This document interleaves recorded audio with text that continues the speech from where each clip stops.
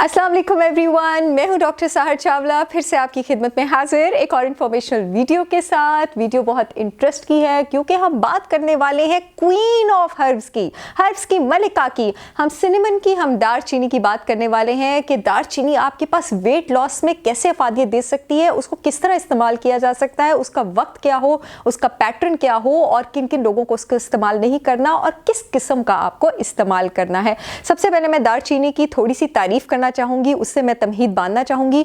जो आपके पास दारचीनी है वो दुनिया का 7th हेल्दीएस्ट फूड है, उसको रैंक किया गया है world 7th healthiest food, which is a big honour in itself. 41 beneficial यानी अफादियत वाले हेल्दी न्यूट्रिएंट्स, विटामिन्स, मिनरल्स और कंपाउंड्स इसमें मौजूद होते हैं। और आज तक 49 हर्ब्स यानी 49 मसाला जात पर बहुत डिटेल में रिसर्च हुई है, जिसमें हमारे पास सिनेमन दारचीनी को नंबर 1 रैंक किया गया है। खास करके इसको नंबर 1 एंटी डायबिटिक हर्ब कहा जाता है आपके पास, तो इसे इसको क्वीन ऑफ हर्ब्स कहा जाता है। सबसे पहले मैं इसका थोड़ा सा न्यूट्रिशनल ब्रेकडाउन करना चाहूंगी। जो आपके पास 1 टेबलस्पून ऑफ दारचीनी होती है उसमें टोटल 19 कैलोरीज होती हैं। इसमें 0 ग्राम शुगर होता है, इसमें 0 ग्राम फैट होता है, 0 ग्राम कार्बोहाइड्रेट, यानी इसमें आपके पास सिर्फ 4 ग्राम फाइबर होता है। इसके अलावा इसमें आपके पास कैल्शियम मौजूद होता है, आयरन मौजूद होता है, विटामिन के मौजूद होता है, मैग्नीज मौजूद होता है, विटामिन बी मौजूद होते हैं, vitamin A, vitamin C, vitamin E. जी हाँ, इसमें न्यूट्रिएंट्स की इतनी ज़्यादा भरमार है। दारचीनी को आपके पास European food safe authority recommend करती है कि 2.5 ग्राम पर 75 kg इंडिविजुअल जो है वो ले सकता है, यानी दिन में इसका आधा टीस्पून इस्तेमाल हो सकता है। लेकिन ये क्राइटेरिया ओवरऑल सारी आवाम पर, सारी पॉपुलेशन पर फिट नहीं होता। डिपेंड करता है किसी की एज क्या है, किसी का हेल्थ स्टेटस क्या है, एनवायरमेंटल कंडीशंस क्या है, टेम्परेचर कंडीशंस क्या है जिसमें वो लोग रहते हैं। इन जनरली मैं ये रिकमेंड करती हूँ कि दारचीनी का अगर आप रोज़ाना बेसिस पे इस्तेमाल करें तो 1.5 महीने तक उसका इस्तेमाल करें, उसके बाद उसके इस्तेमाल को छोड़ें और फिर उसका इस्तेमाल जो है वो कंटिन्यू आप रखें। और इसका इस्तेमाल डेली आप आधे से 1 टीस्पून तक रखें, और अगर आप बिगनर हैं तो इसको आधे टीस्पून से स्टार्ट करें और मैक्सिमम आप इसको 1.5 टीस्पून तक लेकर जाएं। इसके अलावा अगर आप अपने मसाला जात में ज़ीरा भी इस्तेमाल कर रहे हैं, मेथी दाने वाला पानी भी इस्तेमाल कर रहे हैं, तो इन सारे मसालों को आपने रोज़ इस्तेमाल नहीं करना। किसी दिन आप ज़ीरे का इस्तेमाल करें, किसी दिन आप मेथी दाने का इस्तेमाल करें और किसी दिन जो है वो आप दारचीनी का इस्तेमाल करें। अब हमारे पास जो दारचीनी होती है ये एक पाउडर फॉर्म में अवेलेबल होती है और एक स्टिक की फॉर्म में अवेलेबल होती है। दारचीनी हमेशा आप स्टिक की फॉर्म में ख़रीदें, क्योंकि जो पाउडर होता है उसकी शेल्फ लाइफ हमारे पास कम होती है, यानी बहुत जल्दी वो आपके पास एक्सपायर होता है। इसके अलावा आपको जो मार्केट में पाउडर मिलता है उसमें प्रिजर्वेटिव्स यानी अननेसेसरी, ना चाहने वाले केमिकल्स भी बहुत ज़्यादा होते हैं। दारचीनी को हमेशा स्टिक की फॉर्म में लें और उसको आप ग्राइंड करें और थोड़ी सी अमाउंट में ग्राइंड करें, कुछ दिनों का पाउडर बनाएं, उसको इस्तेमाल करें और उसके बाद स्टिक्स को दोबारा ग्राइंड करें। जैसे कि मैं बता चुकी हूं कि पाउडर के एक्सपायर होने के चांसेस आपके पास ज़्यादा होते हैं। दारचीनी को कभी भी ओवर कुक नहीं करते हैं, ना ही कभी इसको उबालते हैं, ना कभी उबलते हुए पानी में डालते हैं। या तो पानी उबलने के बाद पानी को थोड़ी देर ठंडा होने दें, उसके बाद दारचीनी को डालें, या फिर आप दारचीनी को पानी में रात को भिगो के रख दें और सुबह आप दारचीनी वाला पानी पी लें। इसका जो बेस्ट टाइम है कंज्यूम करने का वो आपके पास मील्स से, खाने से पहले होता है, या बिफोर बेड भी हो सकता है, या फिर सुबह उठने के बाद आप निहार पेट भी इसको ले सकते हैं। इसको आप अपनी स्मूदीज़ में इस्तेमाल करें, खास करके जो मेरी फेवरेट रेसिपीज़ हैं वो आपके पास पम्पकिन कैरेट स्मूदी में इस्तेमाल करें, एप्पल पीयर स्मूदी में आप इसको इस्तेमाल करें, इसको आप सैलड्स में इस्तेमाल करें, सूप्स में इस्तेमाल करें, अपने सैंडविचेज़ में इस्तेमाल करें, पानी में जिस तरह से मैंने अभी बताया उस तरह पिए।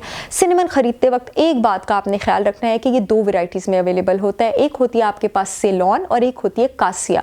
जो आपके पास सेलोन सिनेमन है ये आपके पास ओरिजिनल और नायाब और ज़्यादा बेहतर वाली सिनेमन है, ये श्रीलंकन वैरायटी होती है आपके पास। और जो आपके पास कासिया सिनेमन है ये आपके पास कंपैरेटिवली थोड़ी टेस्ट में तीखी होती है सेलोन से। सेलोन का थोड़ा माइल्ड, थोड़ा स्वीट टेस्ट होता है और ये आपके पास कंपैरेटिवली कम अच्छी वैरायटी है। उसकी वजह क्या है कि आपके पास जो कासिया सिनेमन है, जो कासिया दारचीनी है, एक टॉक्सिक कंपाउंड क्यूमेरिन उसमें, उसकी परसेंटेज 1 से 5% तक होती है, जो कि लिवर के लिए अगर बहुत ज़्यादा इस दारचीनी को इस्तेमाल किया जाए टॉक्सिक यानी जहरीली साबित हो सकती है, जिगर को डैमेज पहुंचा सकती है। जबकि जो सेलोन सिनेमन है उसमें इसी सब्सटेंस, इसी कंपाउंड क्यूमेरिन की जो परसेंटेज है वो 0.004% तक होती है, तो लिवर को डैमेज के चांसेस इसमें इतने ज़्यादा नहीं हैं।